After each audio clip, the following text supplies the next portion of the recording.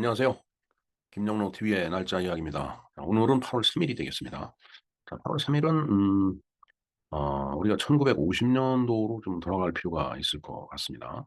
바로 그 6.25 사변 당시에 뭐 3일 만에 서울이 함락이 되고서 이제 계속 그 이제 남으로 밀리고 밀리고 밀리면서 어디까지 내려가느냐 하면은 낙동강 방어선까지 그 이제 국군이 밀려 내려갔죠. 어, 물론 이제 그 이후에 그 인천 상륙 작전을 통해서 이제 그 서울을 탈환하고 그다음에 이제 그 이후에는 이제 38선을 돌파하는 그런 전황이 이제 펼쳐지는데 그 이전에 낙동강 그 전선에서 사실 거기서 밀리면은 뭐 임시 수도가 그때 이제 부산에 있었기 때문에 임시 수도만 함락이 되면 예, 이제 대한민국은 이제 그때 당시에 끝이 났었던 거죠. 지금의 그 이제 대만 같이 장개석이 이제 본토를 버리고 어, 대만으로 내려갔듯이 만일에 그 낙동강 전선이 무너지고 부산이 함락이 됐으면 제주도로 옮겨간다든가 이제 그렇게 되면은 참 본토를 수복하는 게 진짜 쉬운 일이 아니죠. 근데 그런 그 절체절명의 그 이제 순간이 이제 바로 1950년 8월 3일 날 그 낙동강 전선에서 이렇게 형성이 되고 있었던 겁니다. 전황이. 그런데 이제 물론 낙동강 그 전선이 이제 길죠. 길은 중에 이제 가장 중요한 이제 길목이 이제 다부동이라는 그 이제 지역이 이제 있는데 언젠가 그 중앙고속도로를 타고서 운전하다 보니까 다부라는 인터체인지가 보이더라고요. 그래서 '여기가 그 역사의 현장이구나.' 인제 그런 생각을 하면서 인제 지나간 적이 있었는데 그 다부라는 그곳에서 아주 커다란 그 이제 전투가 있었죠. 어 이것은 뭐 절체절명의 순간이었다고 봅니다. 여기서 밀리면은 끝이고 밀리지 않고 뭔가 그 유엔군이 본격적으로 어 그 참전을 할 수 있는 그 어떤 그 계기를 마련하기 위해서는 끝까지 좀 버텨야 되는 그런 전선이었다라고 저는 그렇게 판단이 됩니다. 그런데 인제 이 다부동 전투에서 인제 그 혁혁한 공을 세운 그 이제 지휘관이 바로 이제 백선엽 장군이죠.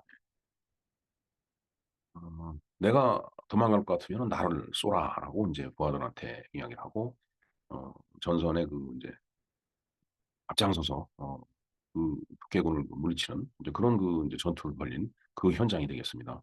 우리가 임진왜란 때도 그 이순신 장군이 인제 아주 그 위험한 그 인제 그 함선에서 위험한 위치에서 바로 그 거기가 최전선이죠. 거기서 인제 지휘를 하다가 인제 외놈들의 그 인제 흉탄에 인제 돌아가셨는데 이제 바로 인제 그런 거라고 보여집니다. 어 저도 뭐 군에서 소대장으로서의 어떤 그 역할을 하다가 나왔지만은 그 일이 쉽지 않다라는 거. 과연 뭐 저희들 때는 저런 전쟁은 없었지만은 '저런 그 상황이 벌어진다라면은 나는 또한 그 지휘자, 소대장이었을까?' 이런 생각을 가끔 해 보거든요. 그런 생각을 해볼 때 자신이 없어지는 그런 것을 종종 느낍니다. 이제 그렇듯이 이 그런 절체절명의 순간에 '나를 따르라.' 하면서 내지는 '내가 도망갈 것 같으면 나를 쏴 죽이라.'고 부하들한테 그 명령을 하고도 전투에 임했던 그런 그 지휘관도 있었다라는 어 정말 그 지휘관으로서 정말 훌륭한 지휘관이죠. 근데 그런 것들에 힘입어서 이 다부동 전투에서 우리가 정말 어 낙동강 전선이 밀리지 않고 거기서 적을 효과적으로 방어해 낼 수 있었던 그래서 시간을 벌었고 그 벌어놓은 시간 덕분에 어 메가더 장군이 인천 상륙 작전을 할 수 있었고 하는 그런 그 이제 상황이 전개되는데 바로 오늘이 그 다부동 전투가 시작된 날이다라는 얘기예요. 어 그때 당시에 그 전황도를 보면 정말 기가 막히죠. 낙동강 전선 오른쪽 동해안 쪽으로는 이 포항 여기까지 그 인민군들이 내려왔었어요. 그리고 서쪽으로는 그 진도 진주 뭐 이제 호남 지역은 뭐 완전히 다 휩쓸고서 진주 쪽에서도 그 전투를 벌이면서 2 번 국도가 있죠. 이 좌우로 가는 2번 국도. 뭐 아마 그걸 타고 오지 않았을까요? 그렇게 해서 인제 서쪽에서는 그러한 인민군도의 압박이 들어오고 또 동쪽에서는 포항까지 내려오고 그러나 인제 중부전선이라고 표현되는 그쪽에서는 어 뭐 대규모 병력이 이렇게 밀고 내려오는데 거기가 낙동강이 있었기 때문에 천혜의 그 방어 요새, 방어 진치가 그 가능했던 거라고 보여집니다. 그래서 바로 8월 3일 오늘 다부동 전투가 인제 그 개전되는 그런 날인데, 그 다부동 전투가 어떠한 전투였는지 우리가 알아보는, 그리고 그날의 그 전투에서 나름대로 정말 그 혁혁한 어 어떤 그 전투력, 지휘력을 발휘해 갖고 어 훌륭히 그 방어를 해낸 그런 지휘관 백선엽 장군에 대해서도 간단하게 한번 알아보는 그런 시간을 갖도록 하겠습니다. 네. 예. 다부동 전투 개전에 대해서 한번 알아보겠습니다. 다부동 전투는 뭐 모두에 말씀드렸듯이 1950년 발생됐던 6.25 사변 당시에 가장 치열했던 전투 중에 하나로 꼽히는 그런 이제 전투였죠. 예. 그래서 그 전투를 벌린 그 위치가 경상북도 칠곡군 가산면에서 전투를 벌린 끝에 대한민국 국군이 북한 인민군의 대공세를 저지시키고 대구로 진출을 하려던 북한 인민군의 전투 의지를 꺾었던 전투다. 그 위치가 그러니까 칠곡군 가산면인데, 앞에서도 말씀드렸지만은 위치가 그러니까 다부 IC 있는 이제 그 인근이죠. 한번 지도를 잠깐 볼까요? 네. 이게 다부 인제 IC가 되겠습니다. 다부 톨게이트고 다부 IC인데, 음 요 위치가 그러니까 다부동 전투가 인제 시작이 됐던 그 위치가 되겠습니다. 그래서 어떻게 다부 초등학교가 있고 다부 전적기념관이 여기 있네요. 백선엽 장군 동상이 있고 백선엽 호국 구민비가 있네요. 네, 요거에 대해서는 좀 이따 한번 관련된 자료를 말씀을 또 드려 보겠습니다. 자, 그때 당시 배경을 한번 볼까요? 자, 6.25 사변 발발 후 북한은 무기화 훈련이 부실한 국군을 연이어 물리치고 승리하여 3일 만에 6월 28일 날 서울을 점령을 이제 했다라고 되어 있습니다. 그다음에 인제 서울이 함락되니까 인제 이승만 대통령이 인제 그 정부가 인제 이렇게 인제 이동을 하게 되죠. 지금 뭐 시중에서는 이승만 대통령이 이 옮긴 거에 대해서 뭐 런승만이니 뭐 그런 얘기를 하는데, 그건 군사작전 ABC를 모르는 사람들 얘기입니다. 국군 통수권자가 체포가 돼 갖고 적이 수중에 신변이 넘어가게 되면 그 전쟁은 끝난 거예요. 그럼 당연히 통수권자는 적의 어떤 이 범주에서 벗어나 있어야죠. 그래서 거기서 전쟁을 지휘하고 그다음에 뭐 여러 가지 행정 조치도 할 수 있는 거고, 또 외교적인 노력도 할 수 있는 거지. 그럼 거기서 끝까지 뭐 저항을 하고 있었어야만 되느냐. 그런 걸 생각한다면은 어 전투에 진짜 ABC도 모르는 사람들이 자꾸 떠드는 소리가 있어요. 일부러 인제 이승만 대통령 흠집을 내려고 하는 짓이죠. 이승만 대통령은 그냥 흠집을 내야지 이 본인들의 어떤 논리나 본인들의 입지가 강화된다라고 생각하는 그 사람들, 누구겠어요? 그건 적입니다. 바로 북한 입장하고 동일한 그 입장을 취하는 그런 존재들이기 때문에 그건 적이나 다름없죠. 그런 존재들은 이 땅에서 없어져야 돼요. 바로 반드시 섬멸을 시켜야 되는 겁니다. 그런데 우리 사회가 지금 그렇지 못하고 이상한 방향으로 지금 흘러가고 있어서 정말 앞날이 좀 답답하기도 하고, 정말 우려되고 걱정되는 바가 큰 것도 사실입니다 지금. 자, 그래서 7월 5 일에는 오산까지 인제 밀고 내려왔는데, 이때 인제 미국 부대가 인제 처음 인제 오죠.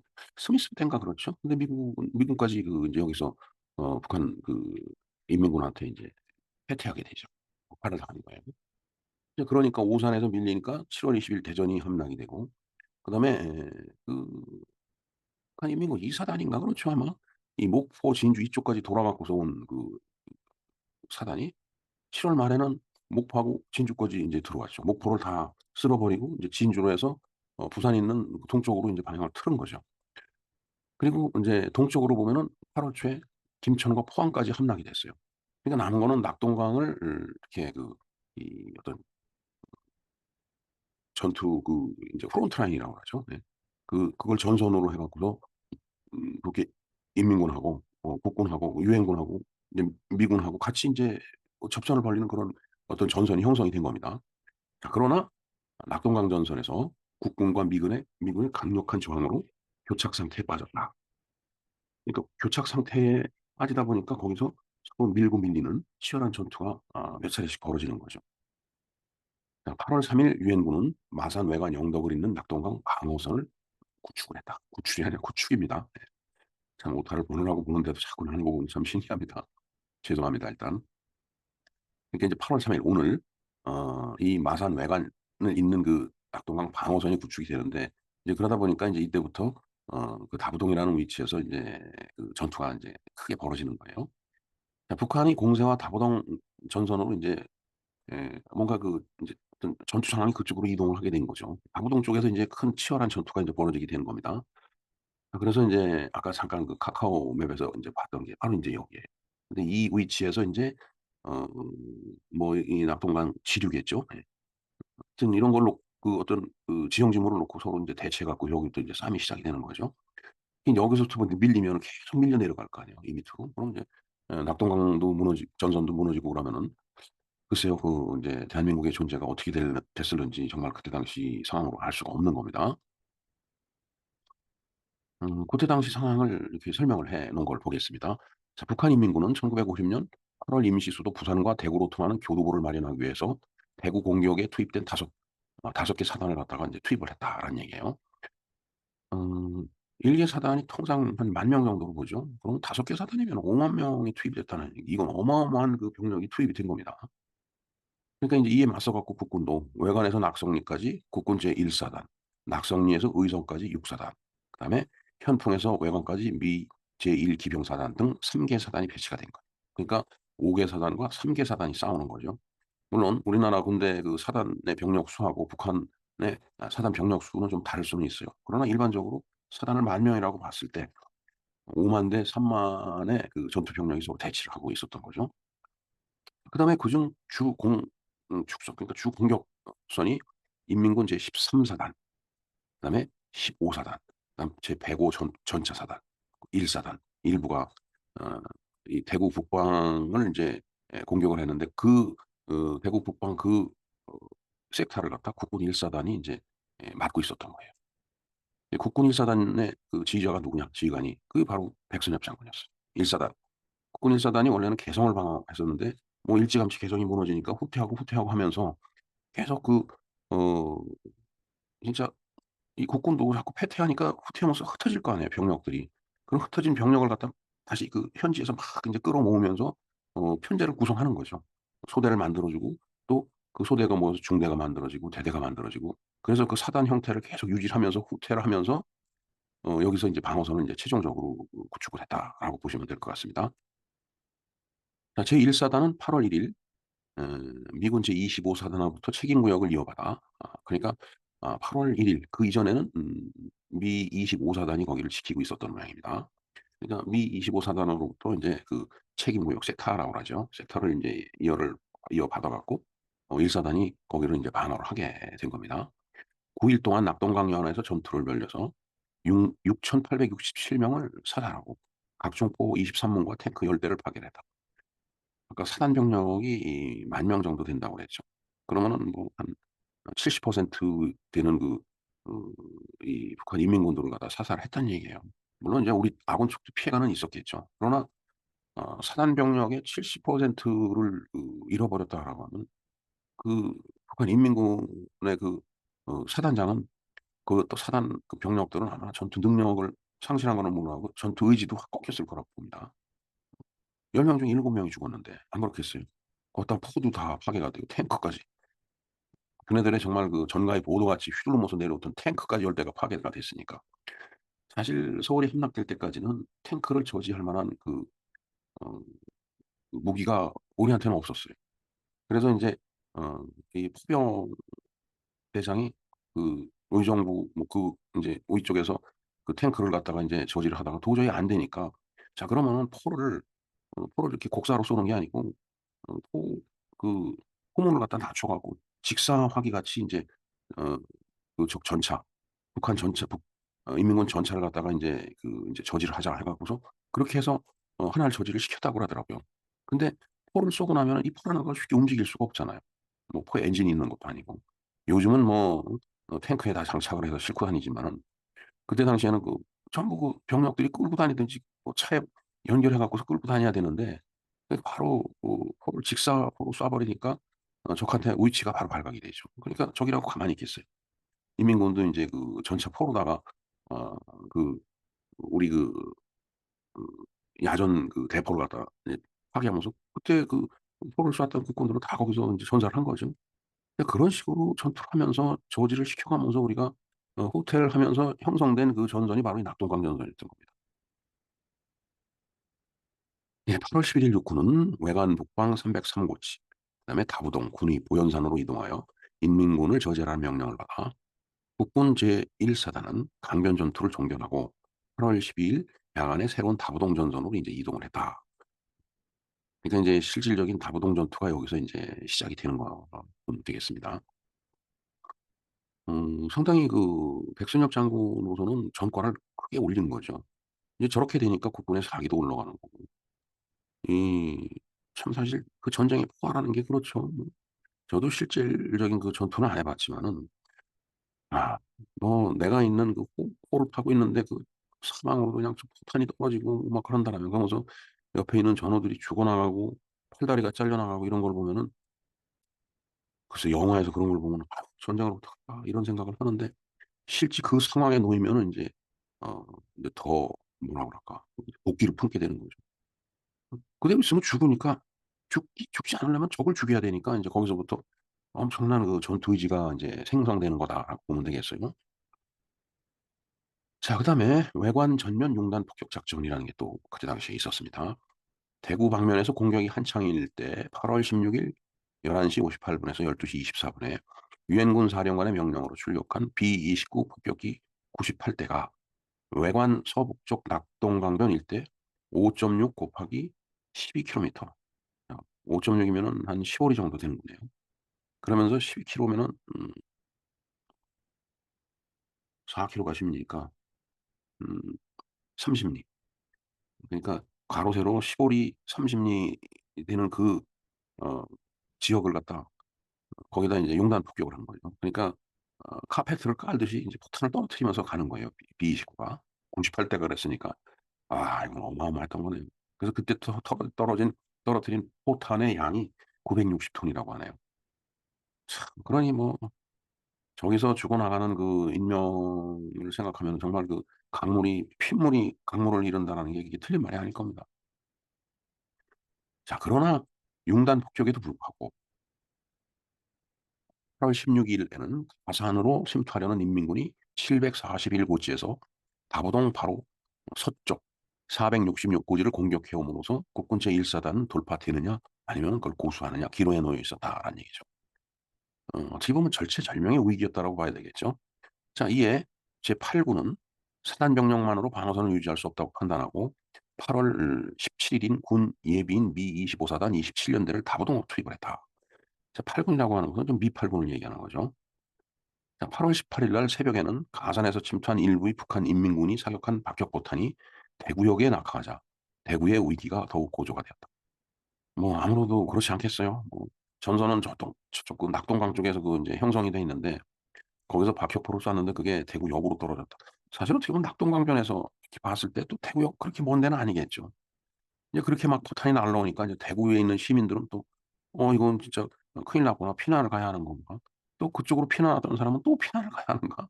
이런 고민을 할 거 아니에요. 참 진짜 전쟁이라는 게 비참한 거예요 이게. 자 이 충격으로 인할 정부가 부산으로 이동하고 피난령이 하달되어 대구는 일대 혼란에 휩싸였으나 조경호 내무장관이 경찰과 함께 직접 가두에 나서 피난령을 취소하고 민심을 수습함으로써 가까스로 질서가 회복이 되었다. 그러니까 이게 뭐 지진이 나든 뭐 무슨 뭐 진짜 바닷물이 밀려오든 아니면 전쟁이 나서 포탄이 떨어지든 이 사람은 혼란에 빠지게 돼 있어요. 그걸 갖다가 안심시켜 주는 그런 역할을 할 수 있는 사람이 역시 예 정치가예요 그거 보면은. 그러니까 내무장관이 경찰하고 직접 나가서 시민들을 설득하고 수습을 하니까 질서가 회복이 됐다라는 얘기죠. 뭐 사실 여기 설명은 한두 줄이지만 뭐 별의별 일이 다 일어나지 않았겠어요 저기에. 자 인제 1 사단이 이제 위기가 찾아옵니다. 이와 같은 위기를 타개하고 계획된 방어선을 회복하기 위하여 국군 제1 사단은 8월 1일 지원된 미 제27 연대와 협동으로 적진 돌파 작전을 전개를 인제 했다라고 얘기를 합니다. 그러니까 인제 8월 1 일부터 미군 제27 연대가 이렇게 그 인제 배속이 돼서 들어왔는데 그러니까 같이 합동 작전을 할 수밖에 없는 거죠. 자, 제27년대는 다부동 돌머리 축선에서 전차 중대를 도로상에, 그리고 보병 2계대대를 그 좌우 낮은 능선에 전개하여 그렇게 인제 병력을 배치를 했다는 얘기죠. 다부동 돌머리 그 축선에, 그 축선이라고 하는 것은 이 축이라는 게 그 이 셔틀을 얘기하는 거니까 음 도로 전차가 다닐 수 있는 길이, 그게 축이 되는 거죠. 그러니까 그쪽으로 분명히 적의 전차도 올 테니까 축선에 우리도 전차를 배치해서 서로 전차전을 벌이겠다는 얘기죠. 자, 그래서 전차와 보병이 같이 배치가 됐으니까 이건 보병과 전차 협동, 그러니까 보전 협동으로 공격을 인제 그렇게 하겠다는 얘기죠. 그 좌우 고지에서는 제1 사단이 백선엽 장군 사단이죠. 미군 부대와 협조된 공격을 갖다 실시를 했다는 얘기예요. 그러니까 보전 협동으로 전차 중대가 있고 보병 2 계대대가 좌우에서 적과 맞서는데, 그 좌우 고지에서 미1 사단 병력이 또 그 앞서 나가는 보전 협동 부대를 갖다 또 협조를 해서 공격을 해 주는 거죠. 음 그러면은 뭐 이게 앞에서도 포탄과 총알이 날라오지만은 좌우에서도 날라오니까 그렇게 밀고 내려오던 북한 인민군들도 '어 이거 저지가 강하구나. 저항이 거칠구나.' 이렇게 생각하고서 주춤하게 돼 있죠. 자, 미 국군 제1 사단 정면에 적도 전차를 새로이 보충받아 보전 협동으로 전면적인 야간 공격을 개시함으로써 피하 간의 치열한 전투가 계속 되풀이되었다. 우리가 그렇게 나가니까 적도 또 전차를 새로 보급받아 가고 이제 같이 서로 인제 맞대응을 하는 거예요. 제27년대는 천평 전방에서 3.5 인치 로켓포로 적 전차 2대를 파괴하였으나 적의 공격은 여전히 계속이 되었다. 뭐 전차를 350여 대를 끌고 내려왔는데 2대 파괴돼 봐야 뭐 계속 그 전차가 공격을 해 오는 건 당연한 그 이치라고 보여집니다. 자, 적은 도로상의 지뢰로 인해 큰 진전을 이루지 못하였다. 그러니까 도로에다가 지뢰를 묻어 놨다는 얘기입니다. 그러면 전차지만은 지뢰를 이렇게 그 이제 깔고서 넘어오다가 지뢰가 폭발을 하면은 그 캐터필러라고 하죠. 그 궤도가 파손되는 거예요. 그럼 그 파손된 궤도를 또 보수를 해야지 이게 움직일 수 있으니까 전차는 궤도만 파손되면은 움직이질 못하는 거예요. 그러니까 그렇게 자꾸 저지를 시키는 겁니다. 그렇게 저지를 받고 있을 때 거기다 대고 또 뭐 포를 쏜다든가 아니면은 뭐 포탄을 떨어뜨려 갖고 적 전차를 파괴시켜 버리는 거죠. 아니면은 육탄 공격을 했던가, 그야말로 군 사병이 인제 전차병이 바깥으로 나오고 들어가고 하는 건 위에 해치를 열고 들락날락 하잖아요. 그러니까 그 전차 위로 올라가서 해치를 열고 그 속에 수류탄을 그냥 까아 넣는 거죠. 그러면 그건 뭐 안에 있는 인명도 살상될 뿐만 아니라 안에 있는 뭐 계기판이나 그 어떤 조작 도구들이 다 망가질 테니까 인제 그 전차는 못 쓰게 되는 거죠, 그걸 고치기 전까지는. 그런 식으로 인제 막아낸 겁니다. 자, 그래서 큰 진전을 이루지 못하고 있는데, 그러다 보니까 인제 제15 연대는 328 고지에서 적과 수차례 수류탄 공방전을 전개하면서 쟁탈전을 계속을 했다. 그러니까 인제 전차가 진전을 못하니까 인제 보병끼리 서로 고지를 놓고서 인제 서로 수류탄 던져 가면서 뺏었다 뺏겼다 이거를 인제 이제 반복하는 거죠. 제12 연대는 쌍방간에 많은 손실을 낸 채 8월 19일 수함산을 재차 피탈당하고, 우리가 뺏겼네요. 유학산 일대에서 밀고 밀리는 공방전을 반복하였으나 어 대체로 적이 돌파 확대를 적진하고 있었다. 예. 그러니까 수함산을 뺏었다 뺏기긴 했지만은 그래도 계속 밀고 밀리다 보니까 엄청난 화력을 앞세 갖고 밀고 내려오던 북한 인민군들도 거기서 주춤하고 하게 됐다라는 그런 얘기입니다. 자, 이날 8군 명령에 따라서 미 제2 사단 23 년대를 후방인 부전동에 배치하여 방어 중심을 증가를 시켰다. 중심이라는 게 이게 종대 일렬로 쭉 세우는 걸 종대라고 그러잖아요. 그러니까 뒤로 중심이라는 게 그 뒤로 그 부대를 갖다 배치를 하면서 여기가 돌파가 되려면 그 중심 끝까지 와야 돌파가 되잖아요. 그러니까 그걸 증가시켰다는 얘기는 그만큼 이 종대로 부대 배치를 병력 배치를 해 놨다는 얘기죠. 계속 인제 밀고 내려오지만 계속 전투를 벌리면서 내려와야 되니까 음 인민군들도 내려오는 게 수월하지 않았겠죠. 자, 이와 같이 다부동의 전황은 국군 1개 연대와 미군 2개 연대가 지원될 만큼 위급했다. 그러니까 여기 1 사단이 이렇게 지키고 있었는데 미군 이제 5 연대하고, 그러니까 인제 어 인제 그렇게 지키면서 병력이 인제 추가로 계속 증원이 됐다는 얘기예요. 그 정도로 전선을 사수하는데 적을 적의 어떤 이 공격을 갖다가 인제 저지시키는데 어 추가로 미군하고 국군에서 3개 연대가 추가로 지원될 정도로 그렇게 전황이 급박했다라는 그런 얘기가 되겠습니다. 자, 그러나 북한의 공격력이 약화가 되고 국군이 역습을 시작했다라는 차원에서 한번 보겠습니다. 그러나 8월 20일 북한 인민군 측에 중대한 작전 변화가 있었다. 적은 더 이상 다부동 전선을 돌파할 수 없다고 판단했음인지 유악산 일대 전기한 제15사단을 의성 방면으로 이동을 시켰다. 국군 제8사단 정면 영천 방면으로 공격하도록 임무를 부여하였으나 그 의성 방면으로 이제 이동을 해 갖고 이제 또 다른 방면으로 이제 침투해 들어가라, 공격해 들어가라 이렇게 인제 작전을 바꿨다는 얘기예요. 인제 그러다 보니까 적의 병력이 이렇게 흩어지는 거죠. 그러니까 흩어지게 되니까 공격력이 당연히 약화가 되겠죠. 자, 이로써 적은 3 사단 일부가 수암산 일대, 13 사단이 유악산 우측면에 담당하게 되어서 공격력이 크게 약화가 됩니다. 그러니까 주력 부대들 중에 일부가 빠져나가니까 밀어붙이는 힘이 약화가 되겠죠. 예.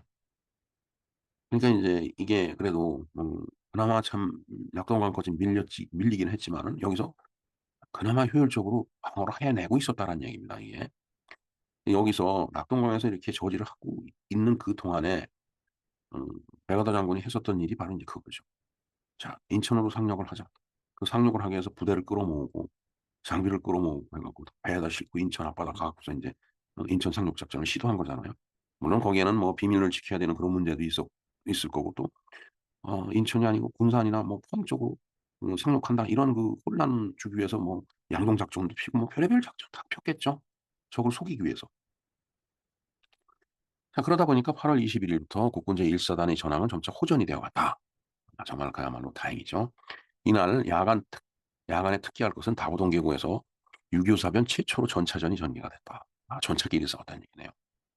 전차전 하면은 패튼과 롬멜 장군이 이 아프리카 그 사막에서 싸웠던 그런 그 전차전을 갖다가 인제 언뜻 생각할 수 있을 텐데 우리나라 6.25 전사에서도 이런 전차전이 있었다라는 얘기죠. 자, 적은 전차와 자주포를 앞세워 조공을 제11 연대라고 주공을 어 미 27 연대를 이제 그 대상으로 해서 인제 그 대규모 야간 역습을 갖다 인제 감행을 해 온 겁니다. 자, 그러니까 미 27 연대는 가용포를 총집중하여 적 전차와 보병을 분리하고 아군 전차를 추진하여 적에 대응을 했다. 그러니까 전차와 전차끼리 싸우는 그런 전차전이 벌어진 거예요. 자, 그래서 다부동 계곡에서 쌍방간에는 전차포에서 발사된 철갑탄이 5 시간 동안 교차되면서 불꽃을 튀겼다. 뭐 어마어마했겠죠. 뭐 야간에 그냥. 자, 당시 이 광경을 바라보던 제27 연대 장병들은 불덩이의 철갑탄이 어둠을 뚫고 좁은 계곡의 도로를 따라 메아리치듯 상대방 전차를 파괴하기 위해서 곧장 날아가는 모양이 마치 보링공이 맞은편에 세워진 목표 핀을 향하여 재빠르게 미끄러져 가는 모양과 같다 해서 이를 보링장 전투라고 불렀다. 예. 참 그것도 이렇게 멋있는 이름을 붙이네요. 음 비록 사람이 죽이고 죽는 전장이지만은 음 저런 볼링장이라는 이름을 갖다 전투에 이름을 붙일 정도의 또 글쎄 낭만이라고 하기에는 좀 그렇고 뭐 그런 것도 있었다는 얘기죠. 예. 낭만을 거기서 낭만을 찾았다가는 또 욕먹을 것 같고. 예. 자, 그래서 인제 국군의 대규모 탈환 공세가 인제 이어지는 겁니다. 더구나 다음 날인 8월 21일 오전에 북한 제13 사단의 정봉욱 중자가 제11 연대 지역으로 작전 지도를 갖고 귀순함으로써 적의 전투 위치는 극도로 정확화 됐다. 여기서 또 귀순자가 이제 나오는 거네요. 어떤 작전 지도까지 갖고. 작전 지도가 뭐예요? 거기에 다 어느 지역에 뭐 병력이 얼마나 배치돼 있고 전차가 어떻게 배치돼 있고 어디를 향해서 얘네들이 올라오고 인제 공격을 할 거다. 뭐 이런 것들이 다 그려져 있는 거잖아요. 그러니까 인제 우리가 훨씬 더 방어하기가 쉽죠. 왜 적이 오는 길목을 알 수 있으니까. 자, 그의 진술에 따라 유엔 전폭기 편대가 대거 출격해서 120 밀리미터 곡사포 7문과 76 밀리미터 곡사포 13문이 은폐되어 있는 저기 포진지와 집결지를 강타함으로써 적 제13 사단의 화력정을 무력화시켰다. 이 엄청난 전과죠 사실은. 제12 연대는 그동안 8차례 공격 끝에 이날 밤 최초로 야간 기습을 시도해서 마침내 유악산 탈환에 성공을 했다. 예. 그 과정에서도 또 뺏고 뺏기면서 다시 또 유악산을 탈환했다는 얘기가 되겠습니다. 제1사단은 마침내 주 저항선을 안정시켜 작전의 주도권을 행사하게 되었으며 이에 따라 미 제27 연대는 증원 임무에서 해제돼서 마산 임무체 부대로 복귀를 했다. 저게 인제 공격이 약해지니까 27 년대 미군들은 "아 당신들은 여기 뭐 이렇게 있지 않아도 될 것 같다. 우리가 충분히 방어할 수 있을 것 같다." 그러니까 인제 원래 부대로 복귀를 했다라는 얘기죠. 적은 전투력이 현저히 약화되어 거의 접촉이 이제 단절이 됐다라는 얘기죠. 북한 인민군 제13 사단은 유학산에서 1,500 명이 전사가 또는 부상을 당했다라는 얘기네요. 총 산 3,000 명의 인명 손실을 입고 있었다. 그러면은 개 사단이 10,000 명이라고 그러는데 30%의 인명을 손실을 입은 거예요. 그러면은 아무래도 3명 중 1 명이 인제 엎어진 건데 그 2 명이 야 이거 공격하려면 이제 본인들도 겁이 나겠죠. 그러니까 여기 이 다부동 전투에서 적을 효과적으로 막아낸 겁니다. 자 8월 26 일부터 제1 사단은 육군본부 명령에 따라 방어 진치를 미군에게 인계할 준비를 갖추면서 수색 정찰을 강화했다. 또 8월 28 일에는 수암산을 피탈해서 피탈된 지 10일 만에 다시 탈환했다. 그러니까 유악산도 탈환했고 수암산도 탈환했고 아주 뭐 전과가 혁혁한 거죠. 결국 제1 사단은 8월 12일 점령되어 있던 방어선을 16일 후에서나 점령한 결과가 되었다라는 그런 얘기예요. 음 그러니까 8월 12 일이 그러니까 16 이니까 28 일에 인제 탈환했기 때문에 인제 저런 얘기가 나온 거죠. 16일 후에나 어떻게 보면 8월 12일 날 점령을 하려고 했던 건데 바로 그걸 이루지 못하고 16일 후에 겨우 이제 전과를 그렇게 올렸다라는 얘기가 되겠습니다. 제1 사단은 방어선상의 가장 중요한 지형인 유학산을 적에게 선점당하여 그간 많은 희생을 치르면서 적의 공격이 인제 강화됐지만은 뭐 희생은 또 컸지만은 이 다부동 그 전선에서 인제 그 공세를 갖다 다 막아냈다라는 그런 얘기예요. 그래서 이 다부동 전투가 중요한 겁니다. 그리고 우리가 6.25를 배우면서 다부동 전투 이런 걸 많이 배웠는데 그냥 피상적으로만 다부동 전투 그랬는데 제가 모두에 말씀드렸지만은 중앙고속도로로 촥 차를 인제 운전하면서 가다 보니까 다부 IC가 나오길래 '아 여기가 그 현장이구나.' 하는 걸 인제 느꼈다고 했듯이 책에서만 배울 때는 피부에 와닿 느끼지 못했는데 그 현장 역사 현장을 눈으로 보니까 '아 여기서 전투를 그렇게 많이 했구나.' 그러니까 뭐 왼쪽에는 뭐 그 낙동강의 지류들이 쫙 이제 펼쳐져 있지 또 산은 또 높지. 음 우리나라 뭐 70%가 산악 지역이니까 그게 다 태백산맥 그 줄기잖아요 그게. 예. 그러니까 참 험난한 그 산악 지형에서 엄청난 희생을 치르면서 우리가 방어를 했던 겁니다. 자 그래서 북한 인민군을 제압을 하게 되죠. 자 이처럼 제1 사단은 적 3개 사단의 집요한 공격에도 불구하고 328 고지, 수암산, 유악산 741 고지 방어선을 확보를 하고 다부동 대구 접근로를 방어를 해서 적이 대구로 들어오는 것을 막아냈다라는 얘기죠. 그러니까 대구를 버티고 있으니까 음 임시 수도가 인제 대구에서 부산으로 이동을 했는데 부산에 있는 인제 최고 그러니까 음 최고 통수권자 국군 통수권자인 이승만 대통령을 어찌할 수가 없는 거죠 얘네들은 아무리 잡고 싶었어도. 그러니까 인제 그러면서 인제 이승만 대통령은 메가더 장군 같은 미국 장성들하고 그다음에 미국 정부하고 외교적인 노력을 펼치면서 또 전선을 갖다 시찰을 하면서 결국은 우리가 9월 28일 날 서울을 수복하게 되듯이 그 사이에 인천 상륙할 준비를 해 갖고서 인제 어 역사적인 크로마이트 오퍼레이션이 인제 그때 인천 상륙 작전이 그때 인제 실행이 된 겁니다. 이 전투에서 국군 제1 사단은 유학산과 다부동 일대 주 저항선을 형성하고 주 저항선을 형성했다는 얘기가 적이 이 선을 못 뚫었다는 얘기예요. 북한인민군 3개 사단과 25일 동안 교전을 전개해서 북한인민군의 8월 공세를 저지한 후에 미 제1 기병사단에게 진지를 인계하고 신령 지역으로 이동을 했다. 신령 지역으로 8월 말쯤에 또 이사 이 인제 이동을 했다는 얘기네요. 거기 가서 또 이 북한 인민군하고 또 싸워야 되니까 그쪽으로 침투하는 인민군들이 있을 거 아니에요. 자 이렇게 치열하게 인제 다부동 전투가 있었는데 그 결과와 영향을 한번 보도록 하겠습니다. 인천 상륙 작전을 통해서 투입된 미군의 대대적인 반격으로 이 지역에서 북한 인민군을 완전히 몰아냈다.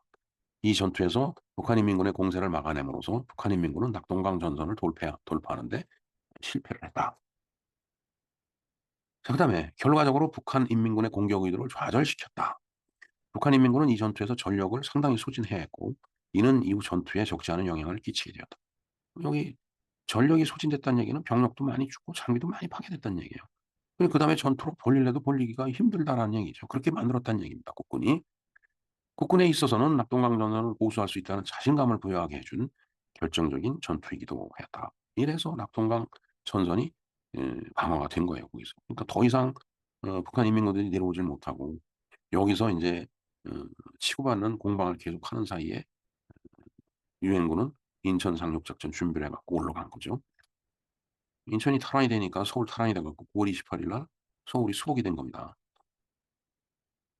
예, 이렇게 해서 그 다부동 전투의 그 내력을 쭉 한번 짚어 봤습니다. 물론 전쟁사를 말씀하시는 그런 전문가들 분이 설명보다는 못하겠지만은, 그러나 어 1950년 6월 25일 날 유교 사변이 터지고 나서 그 이후에 계속 밀려서 최종적으로 형성한 그 전선, 낙동강 전선이 다부동 전투에서 그 승리를 함으로 인해서 이 낙동강 전선을 지켜낼 수 있었다라는 거. 그러면서 미군이 유엔군이 인천 상륙 작전을 할 수 있게끔 그 시간을 벌어 줬다. 이게 아주 이 다부동 전투의 큰 의의와 그로 인한 결과다라고 말씀드릴 수 있을 것 같습니다. 자, 그래서 인제 이 다부동 전투를 다룬 작품이 있는데, MBC 드라마. 요즘 MBC, 저는 뭐 TV를 안 본 지 한 7 년이 넘은 것 같습니다. 모든 그 얘기들이 전부 엉터리 같아 갖고 보기가 싫어요. 네, 그럼에도 불구하고 2010 년에 로드 넘버 원이라는 그런 드라마를 만들었네요. 이 로드 넘버 원의, 그러니까 배경 이야기가 바로 이 다부동 전투다라는 그런 뜻으로 이해를 하면 될 것 같습니다. 자, 그다음에 6.25 특별기획 다큐멘터리 한국 전쟁 뜨거운 가슴으로 맞서다 낙동강 전투. 물론 낙동강 전투가 다부동 전투가 전체를 낙동강 전투를 얘기할 수 있는 건 아니지만은 낙동강 전투 중에 다부동 전투가 그만큼 중요했다, 그런 얘기가 되겠네요. OBS에서 2013 년에 인제 제작을 한 작품입니다. 그다음에 뮤지컬 귀한 그날의 약속이 바로 이 다부동 전투를 이제 소재로 한 뮤지컬이 되겠습니다. 음 예, 하여튼 제가 다부동 전투에 대해서 몇 가지 이 말씀을 정리한 걸 설명드렸는데, 그 자세한 내용들은 이 백과사전에 다 나와 있습니다. 제가 이 두 백과사전 자료를 다 링크를 걸어 드리겠습니다. 나중에 유튜브 더보기 쪽으로 들어가시면은 이 링크가 있을 테니까 좀 참조해 주시면 고맙겠습니다. 자, 그래서 이때 백선엽 장군이 인제 이 전선을 지휘하면서 인제 부하들의 사기가 떨어지니까, 그렇지 않겠어요? 참 정말 포탄이 수도 없이 떨어지고 총알이 날라오고, 정말 이때가 여름이니까 모기는 많을 테고 비도 오고 그 더운 데서 그 호 속에서 그냥 지켜가면서 전투를 해야 되니까, 그래서 인제 다들 그 사기를 잃었을 때 인제 '내가 앞장서서 이 전투를 하겠다.' 내가 앞장을 서 있다가 내가 혹시 적에게 겁을 먹고 뒤로 후퇴하면 "나를 쏴라. 나를 죽여라. 그래야지 내가 뒤로 후퇴하지 않을 거 아니냐." 해 갖고 백선엽 장군이 남긴 그 어록 중에 그 유명한 말입니다. "내가 후퇴하면 나를 쏘라."는 거죠. 자, 그래서 지난해 7월 10일 날 어 우리 다부동 전투를 곁들여서 백선엽 장군을 갖다 한번 소개해 드린 그 방송이 있습니다. 이 방송 링크를 걸어 드릴게요. 네. 7월 10 일입니다. 왜냐면 7월 10 일이 아마 백선엽 장군이 이제 유명을 달리한 날이죠. 저때 참 음 생각하면 안타까운 그런 순간들입니다, 모든 게. 자, 그래서 국가보훈부 주관으로 이 다부동 전투를 기념하기 위해서 여기에다가 백선엽 장군의 동상을 갖다 만들었대요. 자, 이게 백선엽 장군의 동상이죠. 이게 인제 여기 인제 테이프로 끊고 이 줄을 당기면은 이 막이 벗어지니까 어 이렇게 여기에 영웅을 기억하라라고 돼 있는데, 백선엽 장군의 동상이 이렇게 딱 나타나는 거죠. 자, 그건 1950 년의 얘기고, 음 인제 9.28 서울 수복하고 인천 상륙 작전 이후에 10월 1 일에 돼서 인제 38선을 돌파하죠. 그래서 저 최단 초산까지 올라갔다가 아주 개마고원의 쓰라린 추위 때문에 미 해병이 정말 그냥 완전히 그냥 결국 날씨에 중공군보다 날씨하고 싸움에서 져 갖고 계속 인제 후퇴를 해서 흥남철수 작전을 하게 되죠. 그리고 인제 그건 동쪽 얘기고 서쪽은 중공군이 막 물밀듯이 인해 전술로 들어오니까 또 인제 밀리고 그래서 다시 서울을 뺏기는데 그게 51년 1월 4 일이고 그걸 일사후퇴라고 우리가 얘기를 합니다. 그러니까 인제 국군 1 사단은 51 년에도 싸웠겠죠. 50년 8 월에도 저 다부동 전투를 벌였고 6.25 개전 당시는 개성을 지키다가 인제 뒤로 후퇴를 했고 1년 뒤에는 51년 어 3월 27 일이네요. 차 1 년은 아니지만은 3월 달이면은 그래도 어떻게 보면 약간 추운 기온도 있겠지만 이게 인제 이 소총을 이렇게 이게 M1 소총이죠. 이렇게 놓고 이게 밥을 이렇게 밥을 받아 갖고 밥을 먹은 거예요. 그러면서 전투를 한 겁니다. 참 옹기종기 앉아 갖고 무슨 이때 식판이 제대로 있었던 것도 아니고 이제 반합이 있죠. 반합 따까리라고 하는 그 말이 있는데 거기다가 인제 국하고 밥하고 같이 받아 갖고 그걸 인제 말아서 먹고 이제 그것도 전투를 하다 보면 분실하게 되면은 이제 밥 먹을 그릇이 없잖아요. 그러니까 이렇게 그런 헝겊 같은 데다가 밥을 받아 갖고 그걸 먹고 있는데 그래도 참 지금은 인제 돌아가신 그런 연배의 그 군인이지만은 참 밥을 먹으면서 그래도 이렇게 해맑게 웃는 모습이 이게 실제 사진입니다, 실제 사진. 컬러로 보는 한국 전쟁. 요것도 제가 링크를 걸어 드리겠습니다. 자 그다음에 인제 백선엽 장군도 중요하지만은 최명신 장군도 굉장히 중요합니다, 사실은. 7 사단 5 연대장이었다라고 했는데 인제 이때 저희 아버지가 인제 7 사단 5 연대였었는데 그 연대장 김상봉 중령이 저기 포탄에 의해서 인제 그 전사를 하고 나니까 새로 연대장이 부임을 했는데 그때 부임한 연대장이 바로 최명신 대령이었었다라는 말씀 제가 한번 드린 적이 있죠. 그 최명신 장군 일대기에 대해서도 어 지난해 11월 25일 날 제가 방송을 해 드린 적이 있습니다. 요것도 제가 링크를 걸어 놓겠습니다. 네. 이상과 같이 그야말로 절체절명의 순간을 지켜낸 다부동 전투에 대해서 우리가 공부를 좀 해 봤습니다. 당시 지휘관이었던 장군들의 활약과 명성도 중요하지만은 조금 전에 봤던 그 해맑은 병사의 젊은 병사들 그 전투에서 많이 죽었겠죠. 전사했겠죠. 그 젊은 병사들의 죽음으로 지킨 전선이었기 때문에 오늘을 사는 우리가 모두 좀 숙연해지는 것 아닌가 이런 생각을 해 봅니다. 호국 영령들의 명복과 영면 기원합니다. 거수경례로 기원을 드립니다. 네 그리고 오늘은 1972년 8월 3일 날 사체 동결 조치가 있었던 일입니다. 박정희 대통령이 사체 동결을 해 버렸죠. 기업들이 그 인제 은행은 제대로 금융권이 형성은 안 돼 있고 그러니까 인제 기업들이 사채를 빌려서 인제 기업 운영을 했는데 너무 고리대금업을 하니까 너무 높은 이자로 돈을 빌려주니까 뭐 벌어 갖고 이자 갖고 나면 아무것도 안 남는다라고 했기 때문에 그때 그러면은 모든 사채를 갖다 다 동결시켜 버린다 해 갖고서 대통령 특별 명령으로 저 사채 동결 조치를 취합니다.